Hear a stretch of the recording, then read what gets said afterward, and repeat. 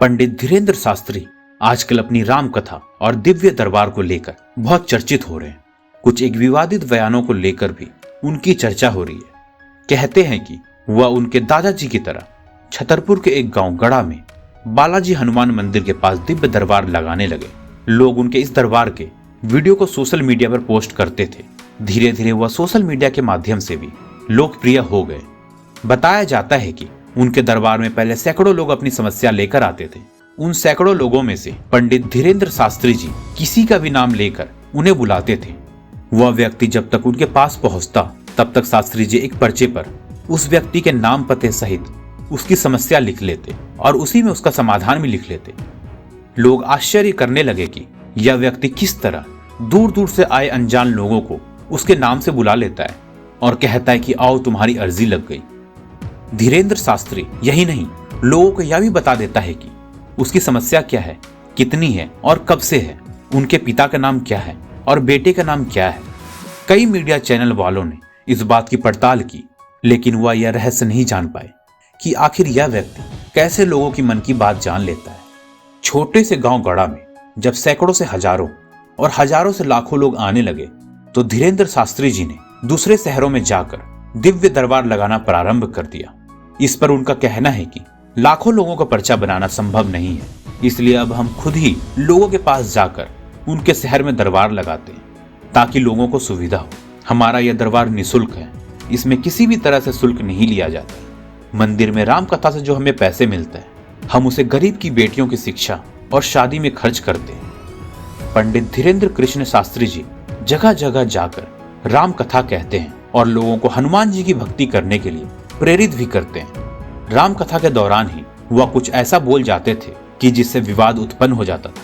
हाल ही में उन्होंने रामनवमी के जुलूस पर पत्थर फेंके जाने वाली घटना पर कड़ी प्रतिक्रिया देते हुए हिंदुओं को कहा कि जाग जाओ और एक हो जाओ। अगर तुम अब भी नहीं जागे तो यह तुम्हें अपने गांव घर में भी भोगना पड़ेगा। इसलिए निवेदन है कि सब हिंदू एक हो जाओ और पत्थर मारने वालों के घरों पर बुलडोजर चलवाओ। तो चलिए अब उनके जीवन के बारे में कुछ जान लेते हैं। पंडित धीरेन्द्र कृष्ण शास्त्री जी का जन्म 4 जुलाई 1996 में छतरपुर जिले के एक छोटे से गांव गढ़ा में हुआ था। वह एक बहुत ही गरीब परिवार से संबंध रखते हैं। खुद धीरेन्द्र शास्त्री जी ने अपने दरबार में कहा था कि बचपन में उनके पास कभी कभार एक वक्त का भोजन भी नहीं मिल पाता था। हमारे पिताजी गरीब थे, वह दान दक्षिणा लेकर ही हमारा भरण पोषण करते थे। एक दिन हमने उनसे कहा कि हम भी पढ़ना लिखना चाहते हैं, वृंदावन में जाकर कर्म कांड पढ़ना चाहते हैं। उनके पिताजी के पास उस वक्त 1000 रुपए नहीं थे।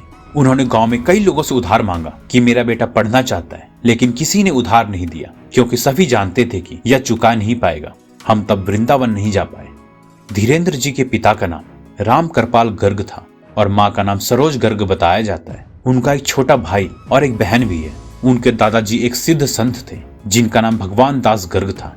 वह निर्मोही अखाड़े से जुड़े हुए थे और वह भी दरबार लगाते थे। पंडित धीरेन्द्र कृष्ण शास्त्री जी अपने दादाजी को ही गुरु मानते थे। उन्होंने ही उन्हें रामायण और भागवत गीता का अध्ययन करना सिखाया था। पंडित धीरेन्द्र कृष्ण शास्त्री ने बड़ी मुश्किल हालातों में 8वीं तक पढ़ाई अपने गांव से की। इसके बाद की पढ़ाई के लिए 5 किलोमीटर पैदल चलकर गंज जाते थे। वहां से उन्होंने 12वीं तक की पढ़ाई की और फिर बाद में BA किया।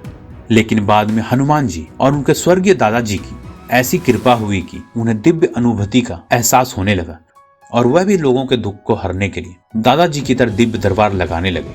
हालांकि 9 वर्ष की उम्र में ही वह हनुमान जी बालाजी सरकार की भक्ति, सेवा, साधना और पूजा करने लगे थे। कहते हैं कि इसी साधना का उन पर ऐसा असर हुआ कि बालाजी की कृपा से उन्हें सिद्धियां प्राप्त हुई। तो चलिए अब जानते हैं क्या है बागेश्वर धाम सरकार। छतरपुर के पास गढ़ा में बागेश्वर धाम है, जहाँ पर बालाजी हनुमान जी का मंदिर है। हनुमान जी के मंदिर के सामने ही महादेव जी का मंदिर है। मंदिर के पास ही उनके दादाजी का समाधि स्थल और उनके गुरुजी का समाधि स्थल है। यहाँ पर मंगलवार को अर्जी लगती है। अर्जी लगाने के लिए लोग लाल कपड़े में नारियल बांधकर अपनी मनोकामना बोलकर उस नारियल को यहाँ एक स्थान पर बांध देते हैं और मंदिर की राम नाम जाप करते हुए 21 परिक्रमा लगाते हैं। यहाँ पर लाखों की संख्या में नारियल बांधे हुए मिल जाएंगे। मंदिर के पास ही गुरुजी का दरबार लगता है, जहाँ पर लाखों की संख्या में लोग आते हैं। यदि आप भी अपनी समस्याओं की अर्जी एवं दर्शन के लिए आना चाहते हैं तो आपको छतरपुर के खजुराहो पन्ना रोड पर स्थित गंज नामक छोटे से कस्बे से सड़क यात्रा करनी होगी। गंज से बागेश्वर धाम मंदिर की दूरी मात्र 35 किलोमीटर रह जाती है। अगर आप ट्रेन के माध्यम से मंदिर जाना चाहते हैं तो आपको बता दें कि मध्य प्रदेश के भोपाल तक कई सारी ट्रेनें दिल्ली से चलती है।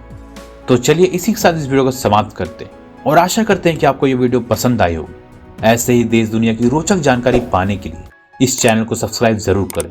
धन्यवाद। जय हिंद, जय भारत।